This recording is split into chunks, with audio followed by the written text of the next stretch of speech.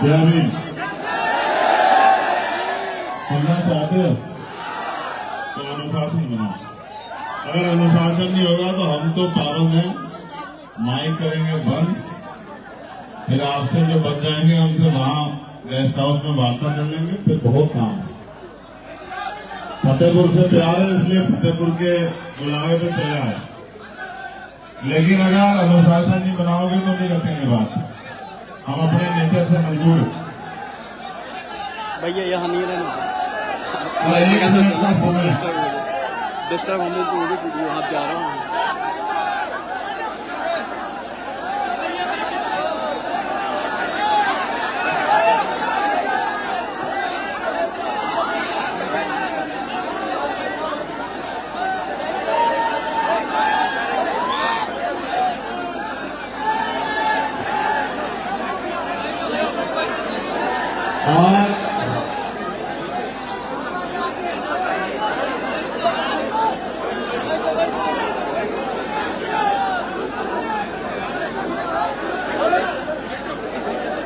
आपके विषय में भी हम बात रखेंगे, आप चिंता मत करो, आपके विषय में बात रखेंगे, लेकिन बैठ जाओ। ये जो वॉलंटियर हैं, ये जो घूम रहे हैं, ये बैठ जाओ। ये मीडिया वालों को मत छेड़ो, बेचारा अपना काम कर रहे, बैठ जाओ। तुम लोग बैठ जाओ। ये जो वॉलंटियर है, ये बीच में जो भैया खड़ा है, बैठ जाओ। बैठ आ जाओ, जल्दी आ जाओ। सर्वप्रथम तो आज इस कार्यक्रम में मुझे आने का मौका मिला है।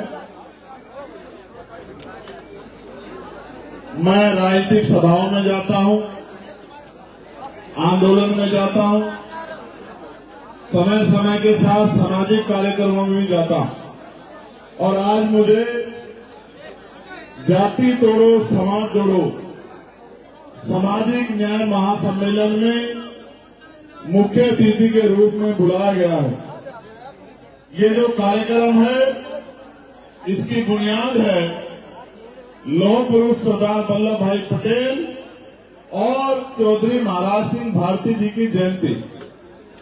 मैं सर्वप्रथम इन दोनों महापुरुषों को इनके जयंती के अवसर पर बहुत बहुत जो है आप सभी को मंगल कामनाएं भेंट करता हूं, पूरे देशवासियों को, और आज इस मंच से उनको नमन करता हूं। उनके साथ साथ जितने भी पंडाल में महान पुरुषों की तस्वीरें लगी हैं, महामानव तथागत बुद्ध से लेके संत शिरोमणि सतगुरु रविदास जी महाराज, भगवान वाल्मीकि महाराज, गुरु नानक देव, संत कबीर, और क्योंकि ये भारत, इसकी पहचान सम्राट चंद्रगुप्त मौर्य से है, सम्राट अशोक से है, तो मैं आज अपने उन पुरखों को भी याद करता हूं।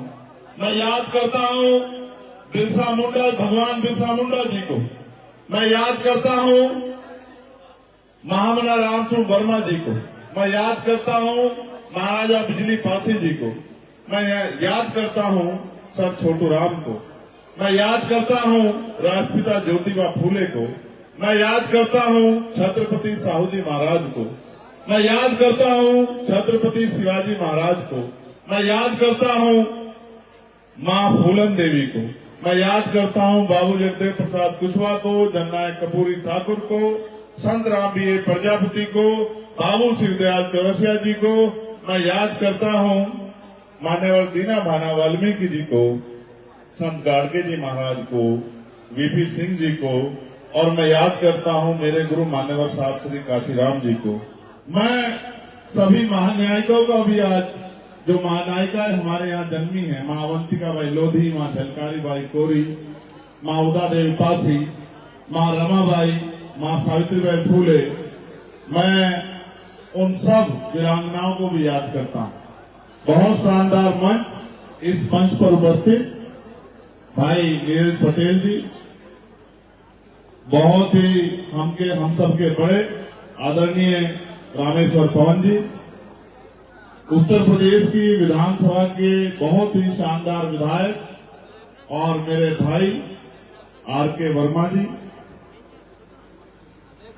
मेरे साथ चल के आए सौरभ किशोर जी, कौशल जी, इस कार्यक्रम में अपना योगदान देने वाले और उसके अलावा भी बहुत से सम्मानित नेतागण, सामाजिक कार्यकर्ता, सामाजिक नेता, समाज का नेतृत्व करने वाले बहुत जिम्मेदार साथी सब मंच पर बैठे हैं। मैं उनका भी बहुत बहुत धन्यवाद और अभिवादन करता हूं। साथ में कार्यक्रम को संचालन कर रहे भाई डॉक्टर अनु पटेल जी, कार्यक्रम के सहयोग अर्पित पटेल जी, सतनाम गौतम जी सहयोगी, शिव कुमार जी, संजय वर्मा जी, आनंद जाटव जी, अवधेश पहलवान जी, प्रदीप गौतम जी, धर्मेंद्र चौधरी जी, मेघराज सिंह, राजेश पाटिल जी, प्रियांशु गौतम जी, शिवबरन रावत जी, नरेंद्र टाइगर जी, दिनेश गौतम जी, सत्येंद्र गौतम जी, सुरेश कोरी जी और गौरे पासी जी। मैं इन सब भाइयों का भी बहुत बहुत धन्यवाद करता हूं कि इन्होंने ये ऐतिहासिक कार्यक्रम किया और मुझे यहाँ बुलाया। हालांकि ये बात भी सत्य है कि उपचुनाव चल रहे हैं, ये भी बात सत्य है कि महाराष्ट्र और झारखंड में भी चुनाव चल रहे हैं, ये भी बात सत्य है कि राजस्थान में, बिहार में और मध्य प्रदेश में भी चुनाव चल रहे हैं। लेकिन चुनाव तो चलते रहेंगे, चुनाव आते हैं, दल लड़ते हैं, लोग जीतते हैं, सरकारें बनती हैं, सरकारें गिरती हैं। हम बहुजन समाज के लोगों का उनमें क्या, हम तो इंतजार करते रहते हैं कि भाई कभी हमारा कुछ बनेगा। वैसे भी आजकल हम आशावादी ज्यादा हो गए हैं, उम्मीदवादी ज्यादा हो गए हैं।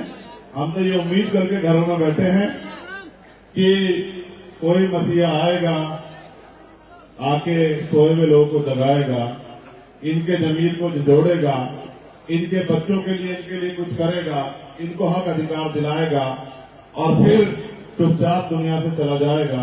इनको ऐसा लगता है कि मसीहा जन्म लेते हैं, इनको ऐसा लगता है कि अवतार पैदा होते हैं। तो मैं आपकी इस शराफत पे क्या कहूं। मुझे अच्छा ये लगता है कि सामाजिक मंचों में दिल खोल के अपनी बात को कहने का मौका मिलता है। मैं भीमार्मी आजाद समाज पार्टी के साथियों का भी बहुत बहुत धन्यवाद देता हूं। ये जो बीच वाला एरिया है, मैं यहां से शुरू करूंगा।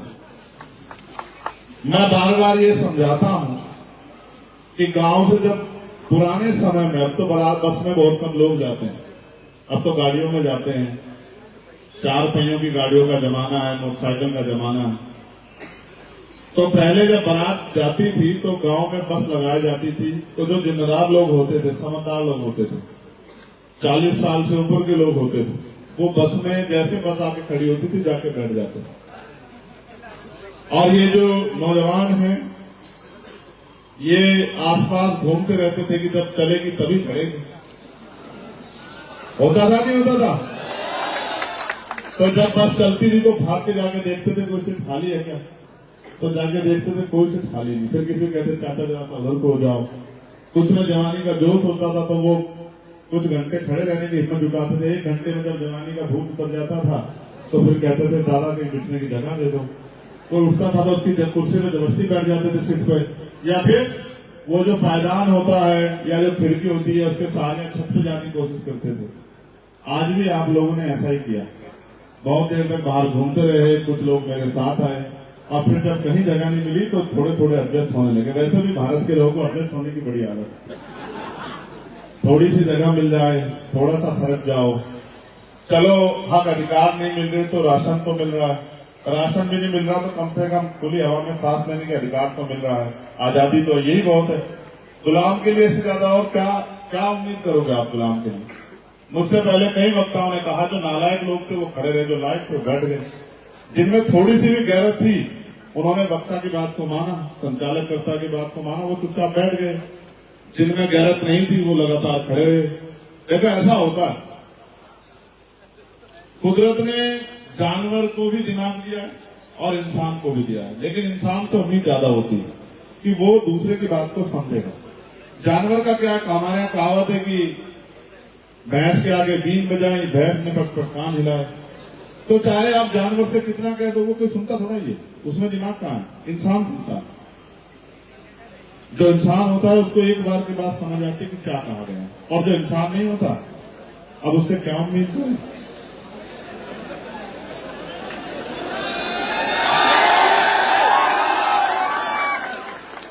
अगर नीला कपड़ा पहनने से क्रांतिकारी बनते तो तुम्हारी सड़कों पे सरेआम हत्या नहीं होती।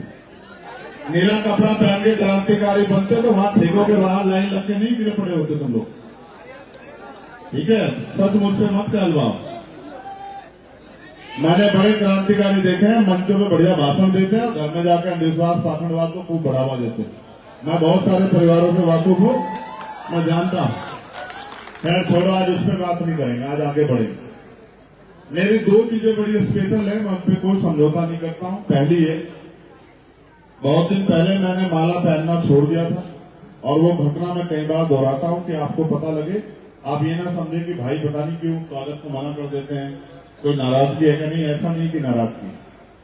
जिस दिन हाथरस की बेटी के साथ जुल्म हुआ था उस दिन मैंने अपने मन में, क्योंकि जब उन्होंने मुझे गिरफ्तार करके उस बच्ची को जला दिया और पुलिस मुझे मेरे घर अरेस्ट करके लेके आई और मेरी मां ने मुझसे कहा, पुलिस कह के गई कि इसको रोक के रखना वरना सरकार एनकाउंटर बहुत करती है, मार देगी। तो मेरी मां ने मुझसे कहा, जब मैं वापस जाने लगा कि चंद्रशेखर पुलिस तुम्हें मार देगी, तो मैंने अपनी मां से ये कहा कि सोचो अगर वो तो उस बेटी ने आपकी पेट से जन्म लिया होता या आपने उस बेटी को जन्म दिया होता तो क्या आप मुझे आज उसके लिए न्याय की लड़ाई लड़ने से रोकती? तो मेरी मां को मेरा दर्द समझ आया और मेरी मां ने मुझसे कहा कि जाओ कोशिश करो कि उस बेटी को न्याय मिले। उस दिन मैंने तय कर लिया था कि जब तक इस देश में बहन बेटियों पे जुल्म नहीं बंद होगा तब तक मैं माला नहीं पहनूंगा। अभी वो लड़ाई बहुत दूर है ना। मैं ऐसा नहीं कि मैं फूलों की नहीं पहनता, नोटों की पहन लेता हूं। ये भी सच है कि मैं किसी भी तरह की माला नहीं पहनता और मेरे अपने नियम में मैं उनको निभाता हूं। एक नियम मैंने बनाया कि वैसे हम स्वाभिमान की बात करते हैं, वैसे हमें पैर छुआने में बड़ा मजा आता है। ये देश जो है नायक पूजा का देश है, हम बाबा साहब अम्बेडकर को मानने वाले लोग हैं। बाबा साहब कहते थे कि धर्म में तो नायक पूजा अच्छी बात है, लेकिन मिशन में, राजनीति में नायक पूजा अच्छी बात नहीं, क्योंकि जब आप किसी को नायक बना देते हैं तो फिर वो तानाशाह हो जाता है और तानाशाह जो है अक्सर विनाश को आमंत्रित करता है। तो मैं पैर छूने से मना करता हूं। मैं आपको नीचे के लेवल पर भी कहूंगा, हमसे जो बहुत बड़े हैं, हमारी दादी की उम्र के हैं, दादा की उम्र के हैं, बड़े हैं, जिनका आप बहुत दिल से रिस्पेक्ट करते हैं, उनके पैर छू लो, चलो ठीक है, संस्कार के तौर पर ठीक है, मैं इसको भी सही नहीं मानता। मैं खुद कोशिश करता हूं कि किसी को अपमान ना महसूस हो, मैं कर लेता हूं, लेकिन मैं आपको कहना चाहता हूं, मैं इस लायक नहीं अभी और मैं होना भी नहीं चाहता। मैं विचार को त्यागना नहीं चाहता कि आप मेरे पैर छूए। मैं अपने छोटे भाइयों से, पार्टी के नेताओं, कार्यकर्ताओं से अपील करूंगा, ऐसी प्रथाओं को अपनी पार्टी संगठन में जन्म ना दे जिसका भविष्य में जिसके परिणाम बड़े खतरनाक हो। ऐसी प्रथाओं को जन्म ना दे, इसलिए किसी के पैर ना छुए, ना ही किसी को पैर छू के सम्मानित महसूस कराने के चक्कर में जो पैर छुए, ना ही अपने पैर छुआने में बहुत भरोसा जो है जाहिर करे। मैं इस बात के विरोध। आपने इस कार्यक्रम में मुझे बुलाया है, सरदार पटेल जी के बारे में मुझसे बेहतर रामेश्वर पवन जी ने अपनी बातों में रखा, भाई नीरज पटेल जी ने रखा, भाई आर के वर्मा जी ने रखा। मैं उन पर बहुत कुछ नहीं कहना चाहता। उन्होंने जो किया है आज उनके बारे में बहुत कुछ स्पष्ट जो है रामेश्वर पवन जी ने किया है। चौधरी महाराज सिंह भारती जी मेरे दिल के करीब है, इसलिए मैं उनको मानता हूं क्योंकि वो अर्जक संघी थे। अर्जक संघ का निर्माण के संस्थापक सदस्य थे महामना राम सिंह वर्मा जी, चौधरी महाराज सिंह भारती जी, बाबू जगदेव प्रसाद कुशवाहा जी, ये सब एक परिवार था। इन्होंने मिलकर जो है अंधविश्वास पाखंडवाद के खिलाफ आंदोलन चलाया। वो संसदीय सदस्य भी रहे, संसद सदस्य रहते हुए उन्होंने अपनी विचारों को कभी त्यागा नहीं। मैं उन्हीं काम में आई हूँ, इसलिए मैं उनको दिल से याद करता हूँ और बहुत मंच पे मैं उनके बारे में जिक्र भी करता हूँ। लेकिन मैं इस बात को भी सोचता हूँ कि अब उससे आगे क्या, महापुरुष तो करके चले गए, हम क्या कर रहे हैं? सिंह साहब बैठे हुए हैं, अहिरवार साहब बैठे हुए हैं, तो मैं ये सोचता हूं कि कब तक हम ये कहते रहेंगे महापुरुष ये कहकर करके गए, ये कह के गए, ये करके गए। तो कुछ हम भी तो कर रहे हैं, कुछ हमारी भी तो जिम्मेदारी बैठती होगी, नहीं बैठती होगी? हम तो पढ़ने लिखने लगे हैं, अब तो हमारा दिमाग खुल गया, अब तो हम अपने अधिकार को जान गए हैं, तो अब तो हम कुछ कर रहे हैं। कब तक कहते रहेंगे उन्होंने किया कि सब कुछ तो लूट रहा है। अगर वो इतना करके गए और आप इनके सच्चे नहीं आए तो फिर कैसे लूट रहा है? फिर कैसे जो है सब खत्म हो रहा है? आप ही देख रहे हैं निजीकरण की भेंट चल रहा है पूरा सरकार सिस्टम। क्या आने वाले 10 साल बाद कोई सरकारी नौकरी बचेगी? क्या कोई गरीब का बच्चा नौकरी लग के अपने परिवार को मुख्य धारा में जोड़ पाएगा? आज जरूरत क्या है? मैं हिस्ट्री में लेके चलता हूं आपको। मैं बाहर आया था तो भी मैंने इस बात को दोहराया था, मैं आज यहां आया तो भी दोहराया। जब आप जाति नहीं मानते और आप ये कहते हैं कि हम जाति विहीन समाज की बात करते हैं, जब आप ये कहते हैं कि हम बहुजन भाईचारे की बात करते हैं, तो बहुजन भाईचारा जातियों के कुछ जातियों के अंदर नहीं होना चाहिए, फिर बहुजन भाईचारा पूरे बहुजन समाज के अंदर होना चाहिए। और जब बहुजन भाईचारे की आप बात करते हैं तो आपको हिस्ट्री पढ़नी चाहिए कि एक कितना बड़ा योगदान आज हमें यहाँ खड़े करने में हमारे इसी बहुजन भाईचारे के जो बड़ा भाई है पिछड़े वर्ग के लोगों का है। मैं आपको याद दिलाने का काम करूंगा, तब आपको शायद याद आ जाए कि मैं बात क्यों कह रहा हूं। और ये वक्त की जरूरत भी है, चाहे छिट पिट के लुट पिट के एकजुट हो जाना, चाहे समझदारी से आज के माहौल की परिस्थितियों को समझ के एकजुट हो जाए। ये बात तो 49 में बाबा साहब अम्बेडकर भी कह रहे थे कि भाई भले ही आप रोटी बेटी का रिश्ता मत करो, भले ही आप एक थाली में मत खाओ, लेकिन अपने अधिकार बचाने के लिए, अपने आने वाली पीढ़ियों को इज्जत की जिंदगी देने के लिए तो कम से कम एकजुट हो जाओ। ये तो एक जैसा खून है, तो कम से कम एक जैसे खून को एक जैसा दिखना भी चाहिए।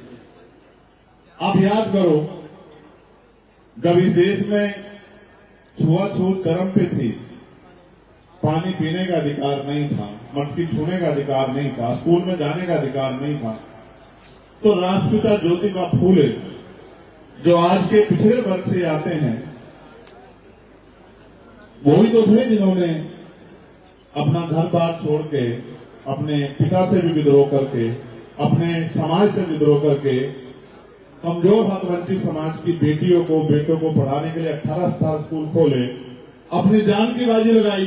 तो वो राष्ट्रपिता ज्योतिबा फूले इसी पिछड़े वर्ग के तो थे जिन्होंने संदेश दिया कि शिक्षा के माध्यम से आप अपने जीवन को बदल सकते थे, जिन्होंने पूरी जीवन अपने और अपने पत्नी को, पहले अपनी पत्नी को पढ़ाया और फिर उनके जरिए पूरे हक वंचित समाज की कमजोर वर्गों की बच्चियों को, बेटियों को मुख्य धारा में लाने के लिए, शिक्षित करने के लिए प्रयास किए। वो ज्योतिबा फूले पिछड़े वर्ग के तो थे जिन्होंने उनके बाद जो माना है, जिन्होंने आरक्षण का जन्म किया 1902 में, छत्रपति साहू जी महाराज, आज के वो इसी कुर्मी वंश के तो हैं। आज के शायद पढ़े लिखे कुर्मी समाज के लोग ना जानते हो, हम तो हिस्ट्री जानते हैं कि जिन्होंने आरक्षण की व्यवस्था की, जिन्होंने बाबा साहब अम्बेडकर को समाज के आगे ये कहकर प्रदर्शित किया कि आपका सच्चा नेता है, जिन्होंने बाबा साहब अम्बेडकर को अपनी लाइब्रेरी बनाने के लिए, अपनी जो है पुस्तकालय बनाने के लिए, अपना जो है प्रिंटिंग प्रेस चलाने के लिए 5,000 रुपए दिन उस समय सहयोग के रूप में दिए। वो साहू जी महाराज पिछड़े वर्ग के तो थे। आप अगर हिस्ट्री पढ़ के देखोगे, चाहे सर छोटू राम रहे हो, वो भी पिछड़े वर्ग से आते हैं आज के, जिन्होंने बाबा साहब अम्बेडकर के साथ मिलकर साइमन कमीशन का स्वागत करके आपकी भारत की स्थिति में बहुजन समाज की स्थिति को बताने का काम किया, सरकार के सामने रखने का काम किया। गोलमेज कॉन्फ्रेंस में जो है, जो अधिकार हमें मिले कम्युनल अवार्ड के रूप में, बाबा साहब अम्बेडकर जिसका प्रतिनिधित्व कर रहे थे, उस बात को यहाँ जब साइमन कमीशन आया, उसका स्वागत करने वाले सर छोटू राम बाबा साहब अम्बेडकर के साथ प्रजापति साहब, तमाम संग्राम बीए प्रजापति बाबा साहब के सहयोगी रहे, जिन्होंने बाबा साहब अम्बेडकर को जाति पाति तोड़क मंडल की उस सभा में मुख्य अतिथि के रूप में बुलाया, जिसमें बाबा साहब जा नहीं पाए, और जा नहीं पाने कारण अपने पूरे भाषण को उन्होंने किताब की श्रृंखला के रूप में जाति विहीन समाज की स्थापना के लिए एनिलेशन ऑफ कास्ट के रूप में किताब का संग्रह किया। वो संग्राम बीए प्रजापति आज के पिछड़े समाज के तो है। ये बहुजन समाज एक पेड़ की जड़ से निकली हुई शाखाएं हैं। जब तक हम इनको इकट्ठा नहीं करेंगे, तब तक भारत में कुछ भी बदलने वाला नहीं है। मैं धन्यवाद दूंगा जिन्होंने ये एकजुटता, ये भाईचारा बनाने का प्रयास किया, उन तमाम नौजवान साथियों का और उनको मार्गदर्शन करने वाले भाई नील पटेल का बहुत बहुत धन्यवाद करता हूं कि उन्होंने इस ऐतिहासिक प्रोग्राम को सजाने का काम किया और मुझे यहां बुलाने का काम किया। ये सच है कि इसको रोकने के लिए बहुत प्रयास हुए, लेकिन आप जानते हैं कि वायु को और युवा को कोई रोक नहीं सकता है। और जब जब मुझे जरूरत पड़ी, युवा साथियों ने मेरी एक आवाज पे पहरा देके, चाहे दिल्ली में सदगुरु रविदास जी महाराज का गुरु घट का उसका आंदोलन हो या एनआरसी का आंदोलन हो या 11 तारीख का अभी का आंदोलन हो, सरकार की जड़ें हिलाने का काम किया। ये इस युवा शक्ति का भी मैं बहुत बहुत धन्यवाद करता हूं। आज इस मंच के माध्यम से आपके आंदोलन को और गति देने वाले मैं नगीना के सम्मानित साथियों का भी बहुत बहुत धन्यवाद करता हूं इस मंच के माध्यम से। और मेरे चुनाव में एक एक पैसा गांव से इकट्ठा करके नगीना भेजने वाले मैं भीम आर्मी आजाद समाज पार्टी और बहुजन समाज के तमाम साथियों का बहुत बहुत धन्यवाद करता हूं। मेरी हैसियत नहीं थी आज के महंगे लोकतंत्र में चुनाव लड़ने की। आप लोगों ने एक एक पैसा जुटा के जिस तरह से सहयोग करके उन तमाम शक्तियों के सामने मुझे खड़ा करने का काम किया, मैं इसके लिए हमेशा आपका ऋणी रहूंगा। और मैं आपको विश्वास दिलाता हूं, मेरे खून का एक एक कतरा जब तक इस आंदोलन में, जब तक मैं जिंदा हूं, वो इस आंदोलन में, महान पुरुषों के इस आंदोलन में इसको आगे बढ़ाने के लिए लगेगा। और जब तक मेरे अंदर सांस है, मैं अपना काम ईमानदारी से करता रहूंगा। न झुकूंगा, न रुकूंगा, न बिकूंगा। और वो नोट नहीं बना, वो नोट ना बना और न बन सकता है, वो गोली भले ही बन जाए, लेकिन वो नोट नहीं बना जो आपके चंद्रशेखर आजाद को खरीदने का काम करेगा। कभी कभी मैं जब चुनाव में जाता हूं तो हमारे सहयोगी जिनसे अलायंस होता है वो सक्षम लोग होते हैं।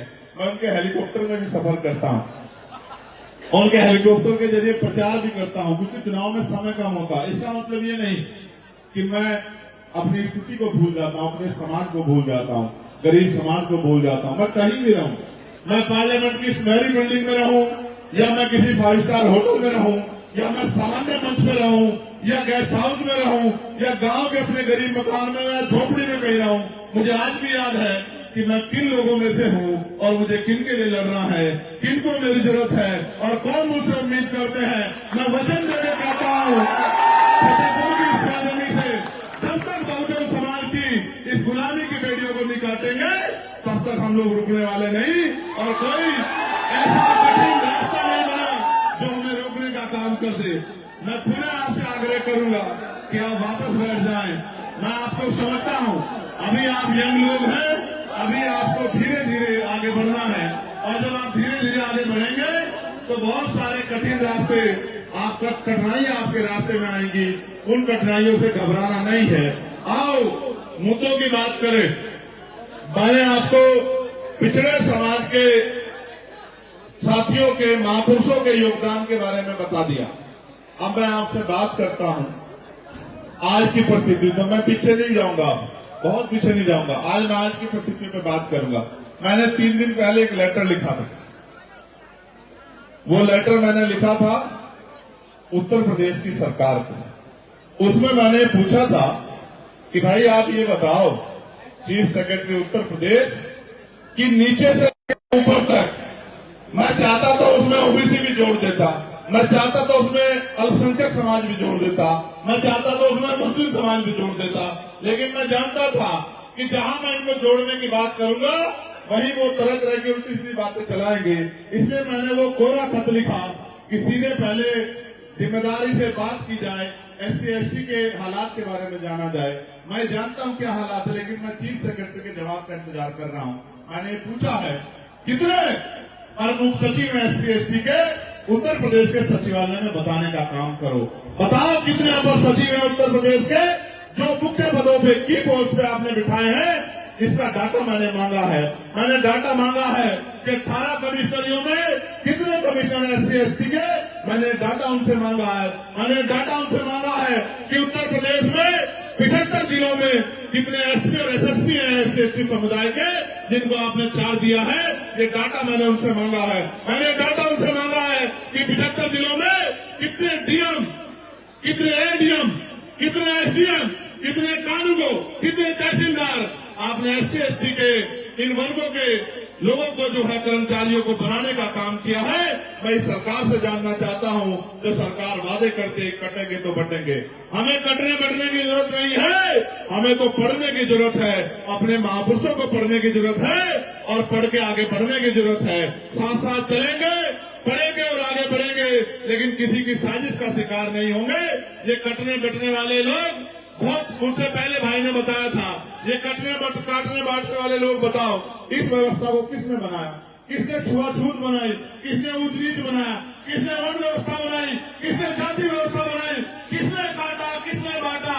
और हम तो जब एकजुट थे, जब हम अपने अधिकारों की बात भी नहीं करते थे, तो भी हम लोग इस देश में करते थे और आज भी हम लोग इस देश में कट रहे हैं। अब हम कटेंगे नहीं और बटेंगे भी नहीं। अब हम बढ़ेंगे और आगे बढ़ेंगे, अपना अधिकार छीन के ले लेंगे और किसी भी कीमत पे अब रुकने वाले नहीं है।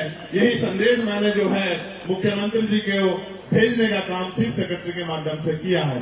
आज मैंने एक और लेटर लिखा, उसमें मैंने पिछले वर्ग के कर्मचारियों के विषय में मुख्यमंत्री चीफ सेक्रेटरी से पूछा, ये कागज का पन्ना है लेकिन ये चोट कहाँ लग रही है, आप मेरी बात को याद रखना, मैं आपको दिखाऊंगा।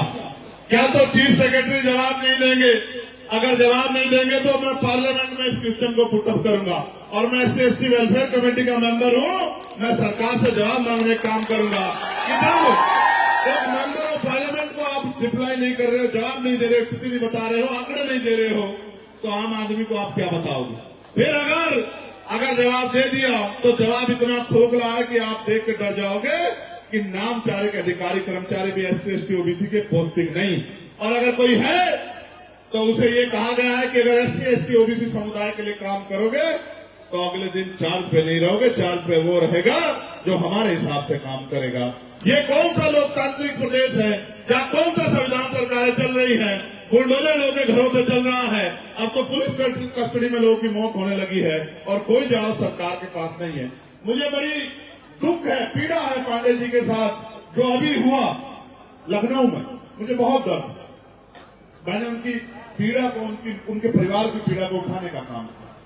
मुझे बहुत तकलीफ है, उनकी संख्या कम है, उनकी बात उठाने वाले लोग कम है, मुझे उनके लिए बहुत तकलीफ है। लेकिन मुख्यमंत्री जी ने उनकी तकलीफों को सुनते हुए उनके परिवार को बुलाया, उनकी पीठ पे हाथ रख कर विश्वास दिलाया कि आप अकेले नहीं, उनकी 10 लाख रुपए की मदद भी की, कार्रवाई का भरोसा भी दिया। लेकिन वहीं अमन सोनकर रहता है, बहुत थोड़ी सी दूरी पे, लेकिन अमन सोनकर उनके परिवार को नहीं बुलाया, उसकी भी पुलिस द्वारा हत्या हुई, उसके परिवार ने बताया।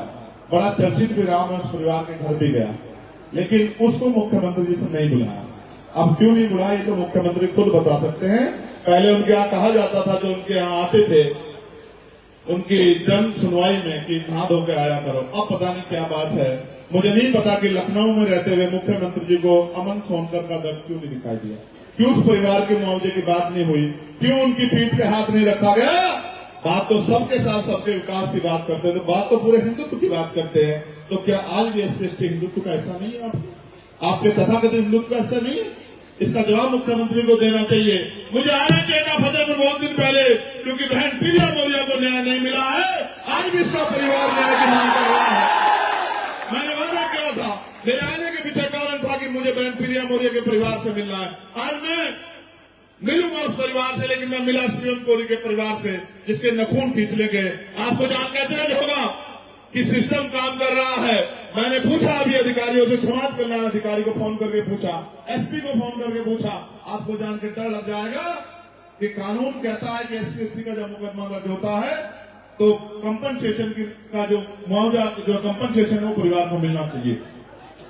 आप देखो 3 महीने हो गए घटना को, चार्जशीट तक लग गई है, 1 पैसे की मदद उस परिवार की नहीं हुई, शिवम कोरी के परिवार की। मैं इस बात का गवाह हूं, क्योंकि मैंने अधिकारियों से पूछा, तो मैंने पूछा क्यों राहत को, उसको क्या हुआ, क्या हुआ?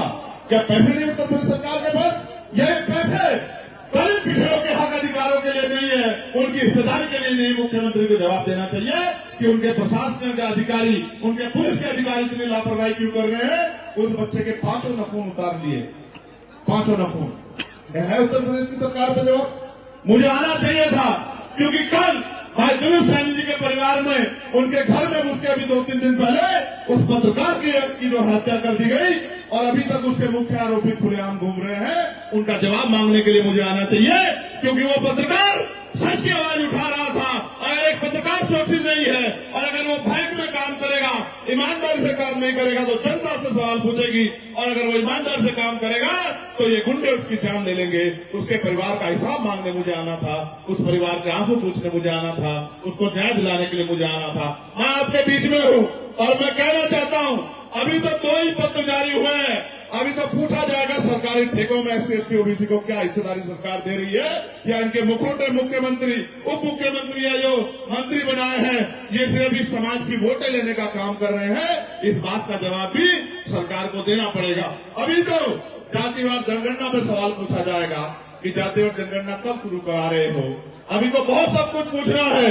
अभी तो ये भी पूछना है कि आपने प्रधानमंत्री जी 2014 की सरकार में आने से पहले कहा 2013 में कि मंडल कमीशन की सभी सिफारिशें लागू करोगे। वो मंडल सभी कमीशन की सिफारिशें कब लागू होंगी? मैं तो पूछना चाहता हूँ, जातिवार जनगणना कब होगी, मंडल कमीशन की सिफारिशें लागू कब होगी? और अभी तो गौर से सुनना, अभी तो निजी क्षेत्रों में आरक्षण लेना है। मेरी बात को आप याद रखें। आप करो सरकारी क्षेत्रों में निजीकरण करके आरक्षण खत्म।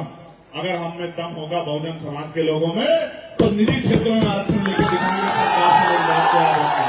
और अगर ये वास्तविकता में बहुजन समाज ठान ले तो मैं लिख के देता हूँ, किससे मांगना भाई? लोकतंत्र है, जिसके पास वोट है उसकी ताकत है, जिसके पास ताकत है उसके कलम में अधिकार है, और जिसके पास अधिकार है उसकी कलम में इतनी पावर है कि कुछ भी मांगने की जरूरत नहीं, बस कलम चलाओ, अधिकार ले लो। ये देश अभी संविधान पे चल रहा है। मौका है आपको, अपनी ताकत को पहचानो, एकजुट हो जाओ, और एकजुट होके मैं सबसे पहले आपका धन्यवाद करूंगा जो साथी यहां बैठे हैं उन सबका। लेकिन मैं आपसे आग्रह भी करूंगा, मैं आया अपनी बात रखी चला गया, उससे पहले अच्छे अच्छे वक्ताओं ने चले गए, आप घर जाके सो गए, उसी गड्ढे में गर गए। इससे कैसे बदलाव होगा? जब तक आप सिपाही बन के, समर्पित कार्यकर्ता बन के गांव गांव जाके भाईचारा कायम नहीं करोगे, तब तक बात कैसे आगे बढ़ेगी? कई बहुत सारे लोग हैं जो अंधकार में हैं, उनको निकालने के लिए प्रयास करना पड़ेगा, नहीं करना पड़ेगा? अगर हम नहीं करेंगे तो कौन करेगा? हम नहीं करेगा तो दुश्मन करेगा। दुश्मन का अपनी विचारधारा में उनको लेके जाएगा। हमें चाहिए कि हम उनसे पहले उन तक पहुंच के उनको निकाल के इस मुख्य समतावादी, समानतावादी, मैत्रीवादी, इस अधिकारों के साथ आत्मसम्मान के साथ जीने वाली विचारधारा में लाने के लिए उनको तैयार करें। उनको सच बताएं कि सच क्या है। मैं आपसे बहुत जिम्मेदारी से कह रहा हूं, एक पत्र मेरे पास है, आंगनबाड़ी बहनों का, शायद वो यहीं कहीं बैठी है, उन्होंने मेरे पास पत्र दिया है। मैं उनको विश्वास, आपने पार्लियामेंट में सुना भी होगा, मैंने आंगनबाड़ी बहनों के वेतन वृद्धि की मांग उठाई, मैंने भोजन माताओं के वेतन वृद्धि, मैंने आशा बहनों के वेतन वृद्धि, और मैं आपको विश्वास दिलाता हूँ ये निकम्मी सरकारों को पहले तो हम नाक पे दम कर देंगे, और अगर ये फिर भी नहीं मानी तो मैं आपको वचन देकर कहता हूं, मेरी बात याद रखना, हमें मौका मिलेगा तो मिनिमम 21,000 रुपए वेतन हम जो है आशा आंगनबाड़ी बहनों को दिलाने का काम करेंगे। इस बात की मैं आपको गारंटी देता हूं। मैंने PRT के जवानों की आवाज उठाई, होमगार्ड भाइयों की आवाज उठाई, मैंने चौकीदार भाइयों की आवाज उठाई, मैंने ग्राम सेवकों की आवाज उठाई, मैंने पार्लियामेंट में पुलिस के कर्मचारियों के 8 घंटे, और मैं लिख कर देता हूं, ये पुलिस के कर्मचारी खड़े हैं। 2 साल के अंदर आप देखना हमारा काम चल रहा है। जिस दिन से पार्लियामेंट में गए हैं उस दिन से लगातार हम उस पर काम कर रहे हैं, और आप देखना, मैं आज नहीं कहता, अगले आने वाले 2-3 साल के अंदर मोबाइलेशन होगा, और 8 घंटे की ड्यूटी हम लोग पुलिस के साथ भी करा के रहेंगे। इस बात का भी मान सप्ताह में एक दिन छुट्टी के लिए भी हम लोगों ने जो है उस रिपोर्ट में, जो रिपोर्ट बन रही है उसमें प्रस्ताव रखा है, और ये जो वेतन मिशन थे आपकी उसको भी दूर कराने का, और जो बोनस स्कीम है इसको भी खत्म कराने का प्रस्ताव हमने रखा है। हम सबके लिए कोशिश कर रहे हैं। मेरा भाई अमृत यहाँ बैठा है, उत्तर प्रदेश की सरकार की सच्चाई ये है कि 69,000 शिक्षक भर्ती के बच्चे दलित पिछड़े वर्ग के कई साल से खून के आंसू रो रहे हैं, और आंदोलन करने जाते हैं तो लाठियों से पीटते हैं, हाथ तोड़ देते हैं, आंसू भी निकालने नहीं देते, वहां पर उठा के भेज जाते हैं, कभी जेल भेज देते हैं। अभी इनको जेल भेज दिया, मेरे पास संदेश आया कि मैं इनको जेल भेज दिया था। आगे कुछ कर रहे थे, भेज दिया था। फिर खबर आई कि बहुत मुख्य धारा लगाने की बात कर रहे हैं। मैंने ट्वीट करके कहा कि अगर वो 69,000 शिक्षक भर्ती के बच्चों को परेशान करने का काम करोगे तो मैं लखनऊ में आके बैठ के धरना देने का काम करूंगा। फिर रात को मुझे खबर आई कि इनको छोड़ दिया गया है। मैं तो पूरी कोशिश करता हूं। पुलिस की भर्ती का घोटाला उसके बाद हम लोगों ने उठाई। फिर जब वो भर्ती 6 महीने में कराने की बात की गई थी और नहीं कराई, उसके लिए मैंने मुख्यमंत्री को लेटर लिखा। अभी सफाई कर्मचारी नियमित हो रहे हैं, अभी लेटर आया कि नियमित कर रहे हैं, उसके नियमितीकरण की आवाज मैंने उठाई और शहरी विकास मंत्री को मैंने पत्र लिखा। लगातार जिसकी समस्या मेरे पास आती है, हमारे किसी भी माध्यम से संगठन के उसके आवाज को मैं उठाने का काम करता हूं। और अभी तो 2 ही सेशन हुए। कल मुझे किसी ने कहा, एक पत्रकार ने पूछा कि भाई वो आपके मामले एमपी एमएलए कोर्ट में चले गए हैं, अब क्या करोगे? तो मैंने कहा भाई आज ले लो मेरी संस्था, मुझे क्या फर्क पड़ता है, मैं तो सड़क का आदमी हूँ। वहां तो मेरे ऊपर जिम्मेदारी है कि मैं पार्लियामेंट में हूँ, लेकिन मैं तो सड़कों पे काम करना चाहता हूँ। मैं आपको विश्वास दिलाता हूँ, आप याद रखना, जनवरी फरवरी खत्म होने दो, मार्च से शुरू करेंगे, 15 मार्च से 16 मार्च से। आप मेरी बात को याद रखना। और उत्तर प्रदेश का कोई कोना नहीं छोड़ेंगे, जहां नहीं जाएंगे। हर एक गांव तक, हर एक कस्बे तक, हर एक तहसील तक पहुंचने का काम करेंगे। और जमीनी तौर पे जो है बहुजन समाज में भाईचारा पैदा करने का काम करेंगे। आप रूखी खिलाओगे रूखी खाएंगे, आप सूखी खिलाओगे सूखी खाएंगे। कोई 5 स्टार होटल नहीं चाहिए, कोई महल नहीं चाहिए, कोई पनीर नहीं चाहिए, पकवान नहीं चाहिए। आप चटनी से खिलाओगे तो चटनी से खाएंगे। किसान के बेटे अपने अपने हैसियत को जानते हैं। आप जैसे रखोगे, आप सूखे में रखोगे तो सूखे में रहेंगे, आप गीले में लिटाओगे तो गीले में रहेंगे। कोई मांग नहीं करेंगे, लेकिन आपसे ये बात जरूर लेके आपके बीच में आएंगे कि आप इस तानाशाही सरकार को उखाड़ फेंकने की तैयारी कर लो, क्योंकि अब इसके अलावा कोई रास्ता नहीं है। अगर बुलडोजर और तमाम तरह से जो परेशानी आपके सामने खड़ी की जा रही, आप ये देखिए, ये बुनियादी बात मैं आपसे कर रहा हूं। 70 साल पहले जो लोग उत्तर प्रदेश में, देश में कई जगह जिनके पास जमीनें नहीं थी, वो स्थापित हो गए हैं। आजादी से भी पहले जो वहां रह रहे हैं, आज उनके मकान पक्के बन गए। नए नए ऑर्डर आते हैं कि भाई ये बस्ती तो अवैध है, इसको खाली करो, खाली करो। सरकार का काम बसाने का होता है, सरकार का काम उजाड़ने का नहीं होता। क्योंकि जहां दलित पिछड़े वर्ग के लोग रह रहे हैं, मुस्लिम समाज के लोग रह रहे हैं, वहीं की बस्तियां उजाड़ी जा रही है। जहां इनके चहेते रह रहे हैं, वहां की बस्तियों को छुआ नहीं जा रहा है। ये लखनऊ में भी हुआ, हमने अपनी आंखों से देखा। मैं आपको विश्वास दिलाता हूं, सतगुरु रविदास जी महाराज ने कहा था, मेरी इस बात पे गौर करना। एक बार ऐसे ही सभा में उनके एक अनुयायी ने पूछा कि भाई गुरुजी हम इतना संघर्ष करते हैं, काम करते हैं, मेहनत करते हैं, पसीना बहाते हैं, लेकिन हमें सुख शांति का जीवन क्यों नहीं मिलता? गौर करना नौजवान, मेरे नौजवान बहादुर साथियों, इस पे गौर करना। तो सतगुरु जी ने कहा, रविदास मानु सुखी बसनु सुकर है दो ठाव, एक सु स्वराज माही दूसर मरगट गांव। कि भाई अगर सुख शांति का जीवन चाहिए तो 2 ही रास्ते हैं। जीते जी सुख शांति मिलेगी, स्वराज माही अपने राज में अपना राज लाओ, और मरने के बाद मिलेगी शमशान घाट में, कब्रिस्तान में। नीरज भाई कह रहे थे कि गया हुआ बताता नहीं, क्या कहते भाई, मरा हुआ आता नहीं, जिंदा जाता नहीं और मरा हुआ बताता नहीं। तो सुख शांति चाहिए, जीते जी तो राज लाना पड़ेगा, बिना राज के अलावा कोई रास्ता नहीं है। और ये बात बाबा साहब अम्बेडकर भी कह के गए हैं कि पॉलिटिकल पावर का मास्टर की आपकी सारी समस्याओं का सत्ता है, सत्ता लाओ, राज लाओ, तभी जाके बदलाव होगा। और जब उनसे पूछा गया कि राज कैसा होना चाहिए, राज तो अभी भी चल रहा है, डबल इंजन की सरकार का, तीसरी बार का राज तो अभी चल रहा है। राज कैसा होना चाहिए, इस बात को भी सुन लो। ऐसा चाहूं राज में जहां मिले सबनु अन्न, और छोटे बड़े से सब संबसे रविदास रहे प्रसन्न। कि राज ऐसा होना चाहिए जहां कोई छोटा बड़ा ना हो, जहां कोई ऊंच नीच ना हो, जहां कोई भेदभाव ना हो, जहां किसी बहन बेटी का अपमान ना हो, जहां खाने के लिए अन्न की, तन ढकने के लिए कपड़े की और छत ढकने के लिए छत की दिक्कत ना हो, पीने के लिए पानी की दिक्कत ना हो, जहां कोई बहुत अमीर ना हो कि गरीबों का मजाक उड़ा सके, जहां कोई इतना गरीब ना हो कि रोटी के लिए मोहताज हो, सब लोग बराबर हो, ऐसा राज आना चाहिए। और 600 साल पहले उन्होंने हमारे पार्लियामेंट में कहा था, 600 साल पहले उन्होंने कहा कि बेगमपुरा राज लाओ, बेगमपुरा शहर बसाओ। बेगमपुरा का मतलब होता है बिना गम का राज, जहां किसी की जिंदगी में कोई गम ना हो, ना आगड़े की बात की, ना पिछड़े की बात की, ना छोटे की बात की, ना बड़े की बात की, सबके लिए उन्होंने कहा कि किसी की जिंदगी में कोई गम ना हो, ऐसा राज होना चाहिए।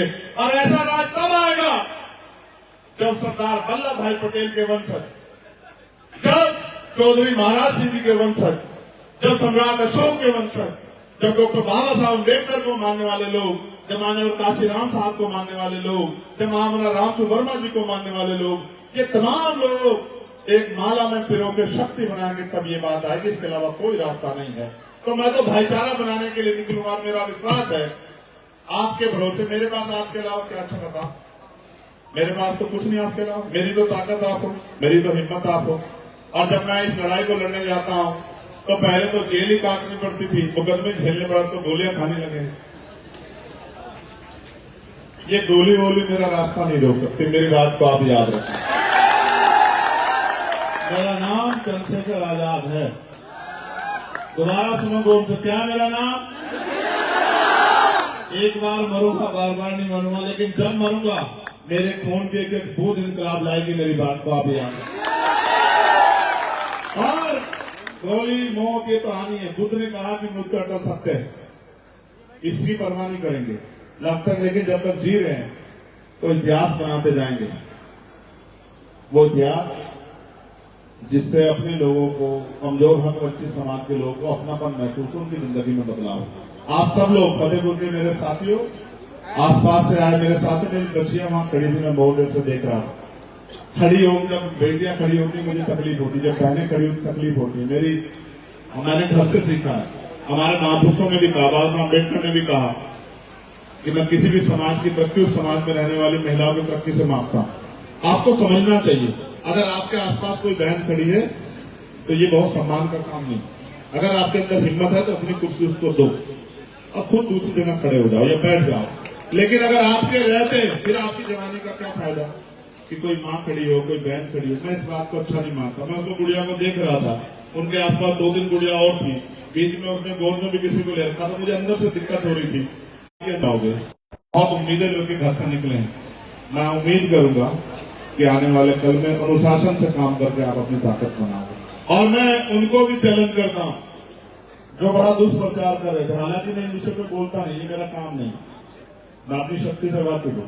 जो बड़ा दुष्प्रचार कर रहे थे कि साहब हम तो झंडा लगाएंगे, हम तो कुर्सी पे बैठेंगे, सामने कोई और बैठेगा, हम तो झंडा ही ढोते आ रहे हैं।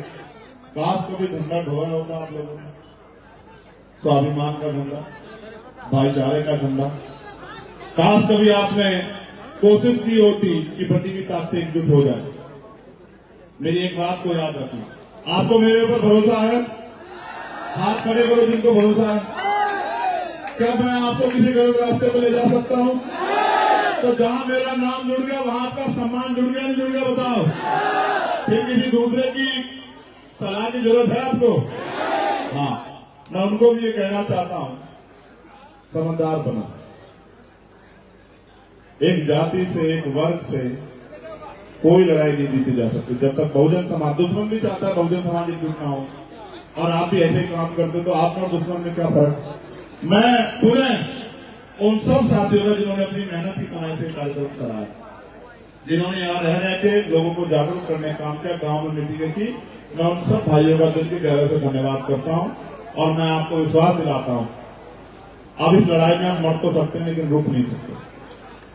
बहुत दुष्प्रचार होंगे, बहुत कुछ कहा जाएगा, बहुत तरह की बातें होंगी। आप एक बात याद रखना कि जब तक हैं तब तक आप हैं, जिस दिन नहीं रहेंगे उस दिन आप अपने आप सोच लेना क्या कर लेना।